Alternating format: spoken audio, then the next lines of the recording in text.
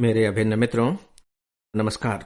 Friends, आज मैं आप सबसे एक अजीब विषय पर बात करने जा रहा हूं। विषय थोड़ा सा अटपटा सा है और इसीलिए मुझे उम्मीद नहीं है कि आप मेरी इस बात के प्रति अपनी सहमति व्यक्त करेंगे, लेकिन मेरी बात है चूंकि और मैं इससे सहमत हूं, इसीलिए मुझे लगा कि अटपटा सा ही सही आप तक इसे पहुंचाऊं।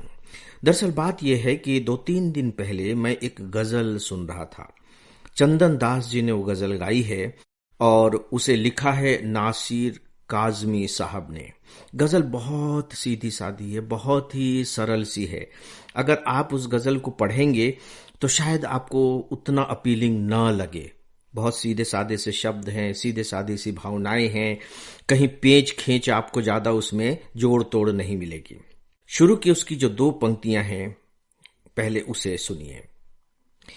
आ भी जावो कि जिंदगी कम है, आ भी जावो कि जिंदगी कम है, तेरे बगैर हर खुशी कम है। देखिए, बात तो बहुत ही सरल सी है, लेकिन चंदन दास जी ने जिस आवाज में गाया है, जितना भाव विभोर होकर के गाया है, तो वहां इसके अर्थ ही बिल्कुल बदल गए हैं, एकदम से बदल गए हैं।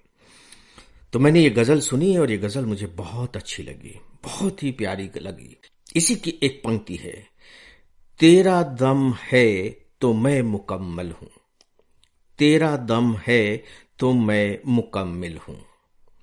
जब मैंने ये लाइन सुनी और भी आगे मैं सुनता रहा तो बातें मुझे बहुत ज्यादा अपीलिंग नहीं लगी, लेकिन पता नहीं क्या हुआ कि जब ये गजल खत्म हो गई और जब मेरे दिमाग में ये गजल गूंजने लगी तो ये जो पंक्ति है इसका एक शब्द बदल गया।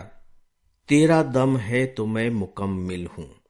इसमें जो दम शब्द है उसकी जगह मेरा दिमाग बार बार, मेरा दिल बार बार गम शब्द गुनगुनाने लगा।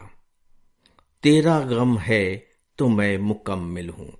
और सच पूछिए तो जैसे ही दम को गम शब्द ने रिप्लेस किया, मैं अंदर से बिल्कुल हिल सा गया, एकदम गनगना उठा।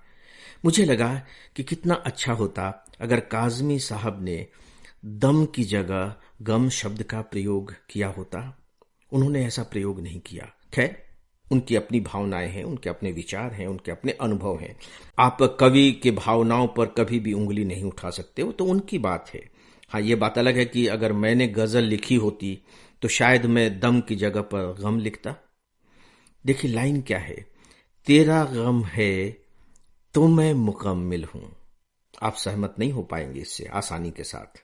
हो सकता है कि कोई कोई सहमत हो जाए, लेकिन बहुत मुश्किल होगी इसके प्रति सहमति जताने में कि तेरा गम है तो मैं मुकम्मिल हूं। यानी कि तुमसे मुलाकात नहीं हुई है या मुलाकात हुई भी होगी तो अब तुम मेरे साथ नहीं हो और साथ न रहने का दुख है, गम है। और आप देखिए कि आगे क्या कह रहे हैं कि चूंकि तू साथ में नहीं है इसका मुझे दुख है और इसीलिए मैं भरा पूरा हूं, मैं मुकम्मिल हूं, मैं भरा पूरा हूं। तो दोस्तों, क्या सच में ऐसा नहीं हो सकता कि आप किसी को बहुत चाहते हैं, किसी को बहुत ज्यादा चाहते हैं, इतना ज्यादा चाहते हैं कि एक वक्त आपको ऐसा लगता है कि इसके बिना तो जिंदगी जिंदगी रहेगी ही नहीं, अधूरी क्या, शून्य हो जाएगी। लेकिन किसी वजह से वो आपका नहीं हो पाता, वो आपकी नहीं हो पाती और शुरुआत में उसका जो गम है, उसकी जो जुदाई है, उसको बर्दाश्त करना मुश्किल हो जाता है। आपको लगेगा कि जैसे अब तो जिंदगी में रहा ही क्या, क्यों नहीं इसे खत्म कर दिया जाए। लेकिन आप ऐसा नहीं करते हैं, आप जीते चले जाते हैं। थोड़ा सा वक्त गुजरता है और थोड़ा सा वक्त गुजरने के बाद फिर धीरे धीरे धीरे धीरे आपके अंतर मन में इस तरह की भावना उतरती चली जाती है कि अरे वो नहीं है, इस बात का मुझे दुख है और शायद इस दुख ने ही तो मुझे पूरा बनाया है, मुकम्मिल बनाया है। अब मैं अपने को बड़ा भरा पूरा महसूस कर रहा हूं, इसलिए क्योंकि मेरे अंदर एक खालीपन है और अब वो खालीपन मुझे इसे भरने के लिए प्रेरित करता है कि मैं इसे भरूं। यानी कि जो मेरी जर्नी है अभी अधूरी है, यात्रा मुझे करते रहना है। और देखिए, यात्रा का सच्चा आनंद क्या है? यात्रा का जो सच्चा आनंद है मंजिल पर पहुंच जाने में नहीं है। यात्रा का तो जो आनंद है वो यात्रा ही करते रहने में है ना।